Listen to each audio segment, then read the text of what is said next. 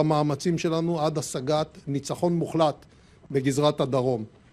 אני רוצה לומר לכם שאתמול פגשתי את בני משפחות החטופים, רבים מהם, עשרות.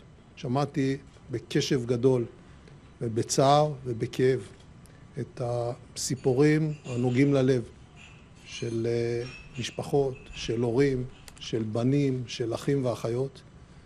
הדאגה לשלומם והניסיון להגיע אל כל אחת ואחד מהם בכל דרך עומדים לנגד עיניי בכל רגע, בכל החלטה, על כל אישור של מבצע, על כל אישור של פעילות ובכל פעם שאני דן או לא דן במה שקורה בזירת המלחמה כולה ובגזרת רצועת עזה. זו לא תהיה מלחמה קצרה. זו לא תהיה מלחמה קלה, אבל אנחנו נחושים לנצח. אנחנו נחושים לעשות את זה למען אלה ששילמו בנפשם ברצח אכזרי. אנחנו נחושים לעשות את זה למען החטופים שלנו. אנחנו נחושים לנצח את ארגון הטרור חמאס. זה או אנחנו או הם. זו מלחמה על הבית ואנחנו ננצח. תודה רבה. אם יש שאלות. אנחנו נעבור לשאלות בבקשה כדי שנספיק את כולם. שאלה אחת, כל אחד. ליאור קינן, חדשות 13. אדוני שר הביטחון, האם אתה מעריך שהפעולה התרבית מקרבת אותנו לשחרור חטופים נוספים? וטרם שמענו את קולך בעניין הציטוט של ראש הממשלה שבו הטיל את האחריות על ראשי צה"ל ושב"כ. מה עמדתך? אני משוכנע שחמאס פועל רק תחת לחץ, ולכן כאשר אישרתי וקידמתי את הרעיון במשותף עם צה"ל, שב"כ ומוסד בכל הקשור למערכה ולנושא השבויים והנעדרים, והבאתי אותם להחלטות הקבינט, תמיד פעלתי בדרך הזאת וכך אפעל, מפני שאני חושב שאם לא נעשה דבר אנחנו עלולים לשבת שנים ארוכות כשהחטופים אינם נמצאים בידינו. אני מזכיר על מי אנחנו מדברים. מדובר על רוצחי ילדים, ואני כבר לא רוצה להזכיר כאן איך הדברים האלה נעשים, באיזה אופן ברוטלי ואיך זה מיוחצן. אז זה הדבר הראשון. ואשר לשאלתך השנייה, מבחינתי הדברים הם מאוד פשוטים. יש לי אמון מלא ברמטכ"ל, בראש השב"כ, בראש המוסד, בכל מי שפועל תחתם בשטח ובמפקדות. אני מאמין בהם, אני רואה את עצמי חלק מהם, ואני משוכנע שביחד ננצח. גלעד שלמה, חדשות 12.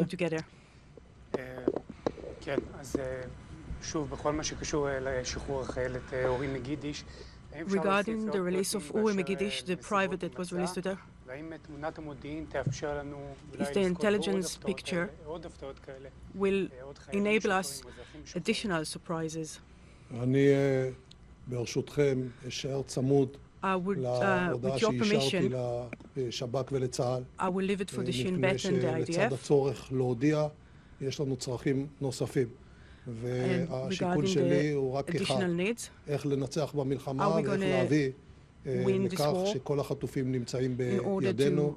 הפעולה התקדמה בזכות הפעולה הקרקעית שמהווה מנוף והוכחה נוספת לכך שאם אנחנו פועלים בעוצמה יש לנו סיכוי להביא תוצאות. ירה שפירא, כאן 11. תודה רבה. אז אני אשאל אם כך, אדוני, האם מגידיש סיפרה על התנאים שבהם היא הוחזקה בשבי? The conditions of the soldier that was held. Could you tell us about that? מה שהיא סיפרה יישאר בינה לבין מי שהיא סיפרה לו את הדברים, וכל היתר לטעמי צריך להישמר גם על ידכם באופן הראוי הזה, מהסיבה הפשוטה שלצערי יש לנו עוד חטופים רבים. That we have additional hostages. טל שלו, וואלה.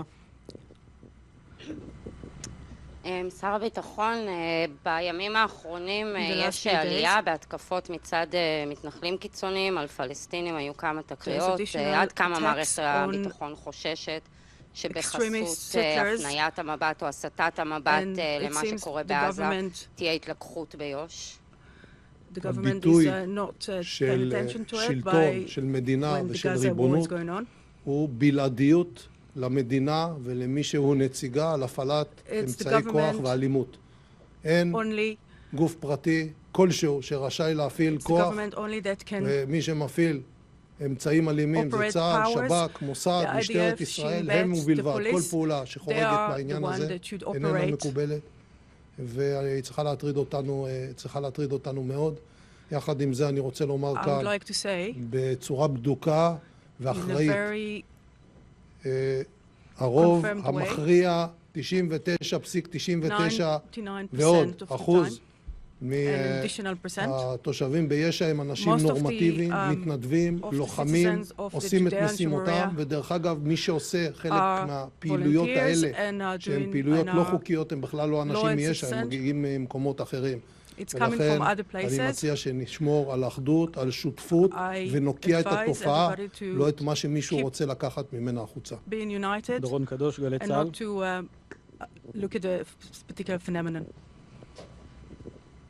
שר הביטחון, אתה מציג את הזירות השונות במלחמה, בנוסף לזירות פוטנציאליות נוספות כמובן. האם מונחת על השולחן אפשרות לפעולה אווירית משותפת של ישראל וארצות הברית, במקרה שהמלחמה תתרחב ותתפתח לזירות נוספות ובאופן עצים יותר? אני ראשית שמח על מערכת היחסים הטובה והחשובה שיש לנו מהאמריקאים. היא באה לידי ביטוי גם בהקרנת הכוח האמריקאית ושיתוף הפעולה שנעשה בחדרי המלחמה ובמפקדות בינינו לבין האמריקאים לאורך שנים ארוכות, גם בסיוע ביטחוני וגם בסיוע דיפלומטי, ואשרנו שאמריקה עומדת לצידנו. אני מנצל את ההזדמנות הזאת להודות לנשיא ארצות הברית ולהודות לגנרל אוסטין, ראש משרד ההגנה ומזכיר ההגנה. אני חושב שמזכיר ההגנה אוסטין עושה פעולה טובה מאוד עבור מדינת ישראל, מסייע לנו בכל שנדרש. אני אגיד יותר מזה, אין צורך להיכנס לפרטים או לספציפיקציות, הדבר הזה לא יועיל בכלום. ברור לגמרי שאמריקה כאן נמצאת לצידנו. תמיר מורג, ערוץ 14. כן, שר הביטחון, ביממות האחרונות אנחנו רואים עלייה בהיקף המתקפות של חיזבאללה בצפון. האם לאחר הלחימה בעזה והשמדת חמאס, צה"ל מתכוון להסיר גם את האיום של חיזבאללה, או שתושבי הצפון ימשיכו לחיות עם כוח רדואן על סף ביתם כמצב קבוע? אנחנו במלחמה בדרום, זו הייתה הגדרה. אני חושב שחיזבאללה מורתע בגלל שיש כוחות הגנה גדולים של מדינת ישראל, מפני שאנחנו גובים ממנו מחירים, וגם מפני שהוא רואה מה קורה בעזה, ואני מקווה שנצליח לשמר את השקט בגזרה הזו. מיכאל האוזר, טוב הארץ. מצטרפים כולנו לאיחולי הצלחה. אני רוצה לשאול אותך בבקשה על ציטוט שלך משנת 2021, כאשר אמרת על ממשלת בנט-לפיד, עוד רקטה ועוד פיגוע, יש לנו לוחמים מעולים ומפקדים מצטיינים, מגיעה להם ממשלה אחרת כזו שמסוגלת להנהיג ולקבל החלטות. Deserve a different government, you said. What do you think the government responsibility? אני חושב שהדברים הם ברורים. זה שהאירועים שקרו פה הם אירועים קשים שלא היו צריכים לקרות. זה ברור לגמרי. אמרתי ואני אומר גם היום, הייתי שר ביטחון כאשר החלו האירועים. אני אחראי גם מערכת הביטחון מתחילת השנה, דרך האירועים, וגם להביא את מערכת הביטחון לניצחון על החמאס. כך פעלתי וכך הנהגתי. יעל צ'חנובר, וויינט. אדוני שר הביטחון, האם יש איזושהי התייחסות, או האם הובא לידיעתך כשנכנסת לתפקיד על בעצם ההחלטה לפי דיווחים אמריקנים להפסיק את ההאזנות הטלפונים של חמאס, וגם נחשפת למסמך מ-2016 שבו ליברמן decided not to listen to the Hamas anymore? אני חושב שאלה דברים שלא נוגעים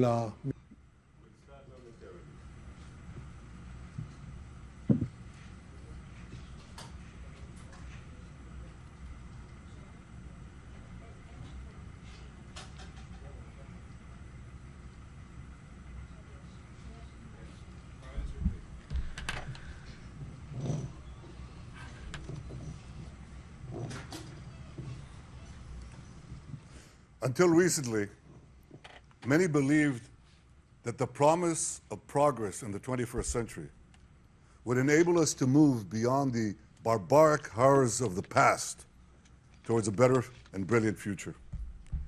Many believed that we could go about our comfortable lives and that evil will simply pass us by. It will not. The horrors that Hamas perpetrated on October 7th remind us that we will not realize the promise of a better future unless we, the civilized world, are willing to fight the barbarians.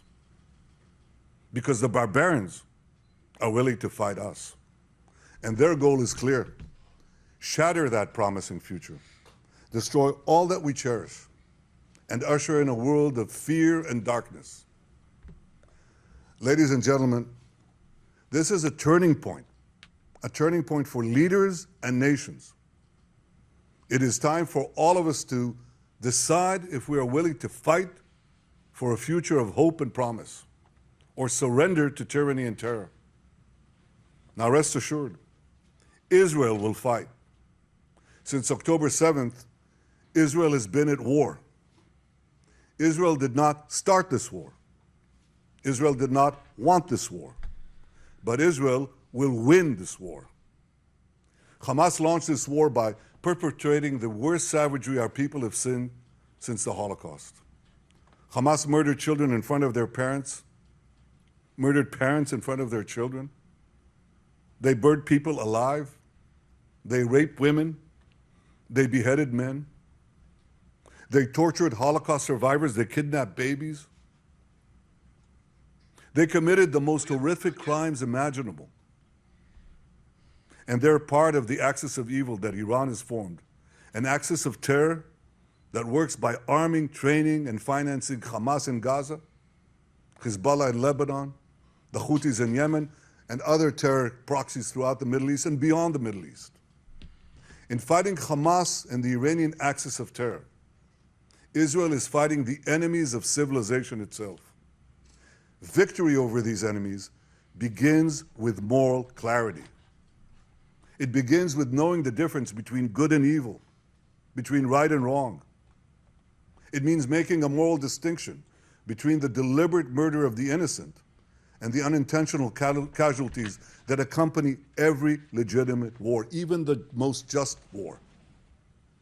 It means holding Hamas responsible for the double war crime it commits every day by deliberately targeting Israeli civilians while deliberately using Palestinian civilians as human shields.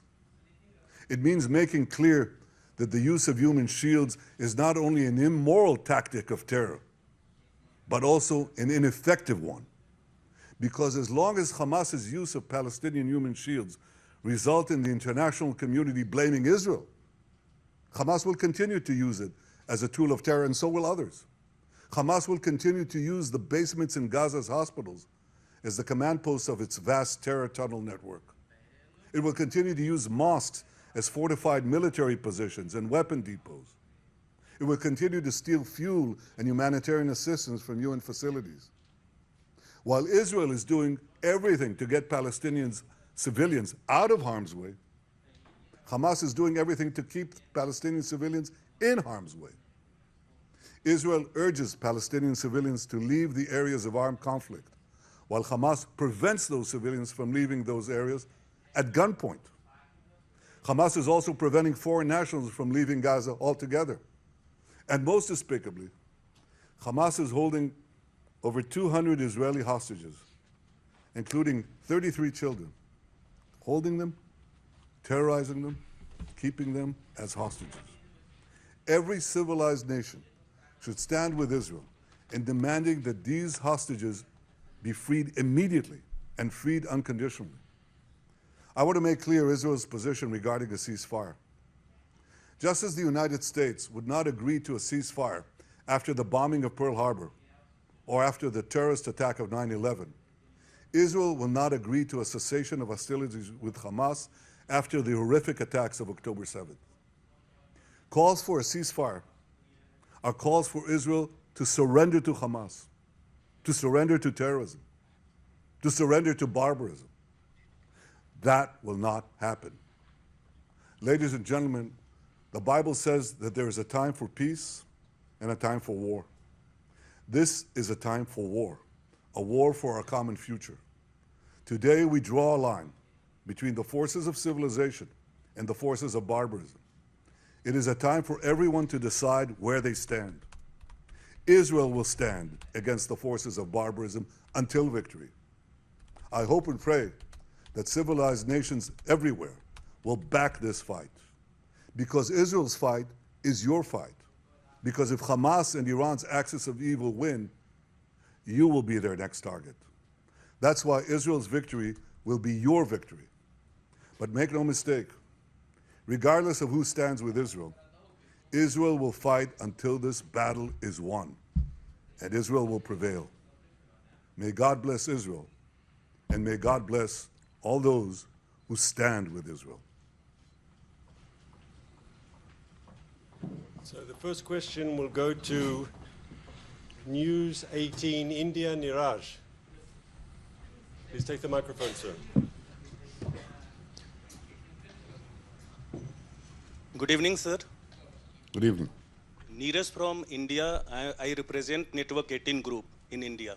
My question to you is that how do you see India's stand on UN resolution? India abstained because in resolution there was no condemnation of terrorism. I think that resolution was deeply flawed, and I was sorry to see that even many of our friends did not insist that there would be a full and powerful condemnation of the horrors that were committed here, that are horrors that no civilized country, including your country and so many others, would tolerate.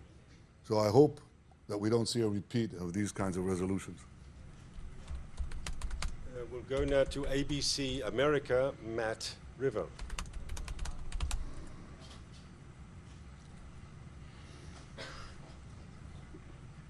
Thank you, sir. It seems that the level of support that you have amongst the Israeli public has dropped considerably. So the question is, how can you continue to lead this country effectively during a very difficult time, and have you at all considered stepping down? The only thing that I intend to have resign is Hamas. We're going to resign them to the dustbin of history. That's my goal, that's my responsibility, and that's what I'm leading the country to do. This is my responsibility now. And it's something that I think unites the entire country. We're all supporting the soldiers, we're supporting our commanders, we're supporting the IDF, we're supporting, I think, the unbelievable efforts of our reservists and our security forces. We'll continue to do that until victory. ZDF Germany, Michael. Good evening, sir. Michael Beverung, Channel 2 German Television. I would like to ask you, there's a widespread discussion, especially among the relatives or the hostages, about the course of military action you have taken so far. And the question if this is the only way to free the hostages. Of course, you are very successful in freeing one hostage on Sunday, but there's a widespread criticism that this doesn't allow place for other negotiations. What do you explain to the relatives of the hostages for this course, relying mostly on military pressure? I met twice with the families of the hostages. You felt their anguish. I felt their anguish. I know this sense of, it's not only the sense of loss that bereaved parents have, it's a sense of not knowing, of continuous anguish. So I fully understand their concern.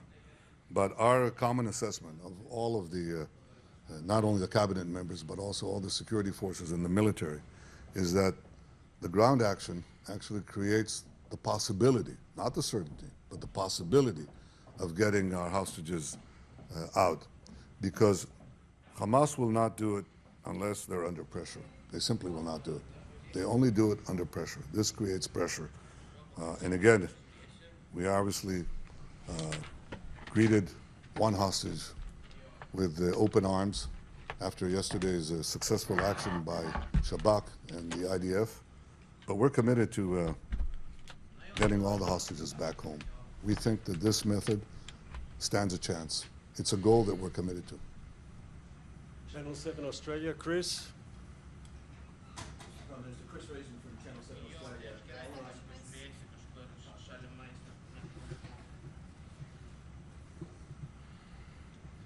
Mr. Prime Minister, Chris Reason from Channel 7 Australia. I want to ask a question from my country, and the people in my country are looking at this and wondering, they agree with you. They want you to chase down Hamas and terrorism and destroy terrorism in this region, etc. But people can't understand why so many civilians have to die in this process. You argue that Hamas is putting them up as human shields. Is that a good enough excuse? Are you inflicting here collective punishment on the people of Palestine? Not a single civilian has to die. Hamas merely has to let them go to the safe zone that we created in southeastern Gaza Strip. There's a safe zone there. Not a single civilian has to die. But Hamas is preventing them from leaving, keeping them in the areas of conflict. So I think that you should direct your questions to Hamas. But I can tell you one thing. We're going out of our way to prevent civilian casualties, not only by asking civilians to move, calling them to move, arranging a place for them to be, which is safe, also putting in humanitarian support, providing them with the means, with food, with water, with medicine, and so on. I think that this question should be placed on Hamas, and the more it's placed on Israel, the more you're going to see this repeated again and again and again.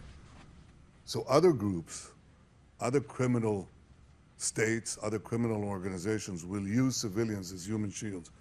We cannot give immunity to these terrorists. We cannot give immunity to these savages. We have to do everything we can to minimize civilian casualties, but we cannot give up the fight, because then I think this will have disastrous consequences, not only for the future of my country, but for the future of your country, your countries. This is a battle of civilization against barbarians. The barbarians will do something that civilized countries will never do. And civilized countries will make every effort to prevent this. And I'll give you one example. And I'll end with that because I have to go to manage this war and lead it. In 1944, the Royal Air Force bombed the Gestapo headquarters in Copenhagen. It's a perfectly legitimate target. But the British pilots missed. And instead of the Gestapo headquarters, they hit a children's hospital nearby.